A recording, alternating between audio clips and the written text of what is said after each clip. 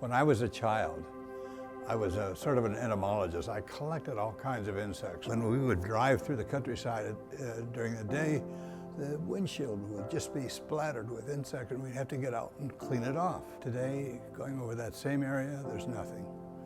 Very few insects ever hit your windshield. We're losing a lot of species. All the time things are dying. And one of the problems with that is that if there were some interesting genes, interesting life forms that are present and we lose them, then we've lost it forever. We know that species are disappearing from the oceans at an alarming rate.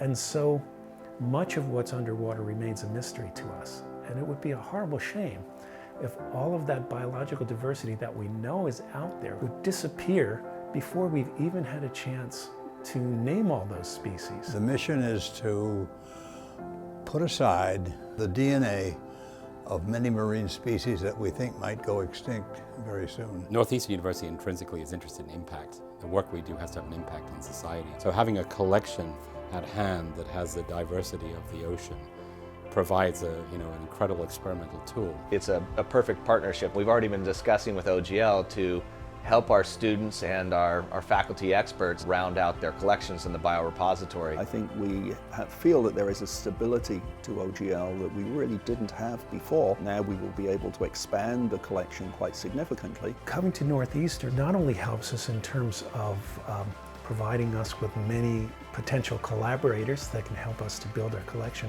but also gives us higher visibility so that many more researchers will learn about our collection because we're associated with a well-known major research university. For us, it then provides a focal point, as we have the collection in the world which people are going to be seeking not just to contribute to, but also to borrow from and study from. Now with OGL being at Northeastern, I could go right down the hall into their freezers because of their open access mission. And if I need to compare my work to a few other corals or other organisms in the repository, it's very easy access. It's very hard to say what could happen if we provide access to those things, because we've seen a lot of really exciting and interesting things come out of the study of the genomes of the terrestrial world.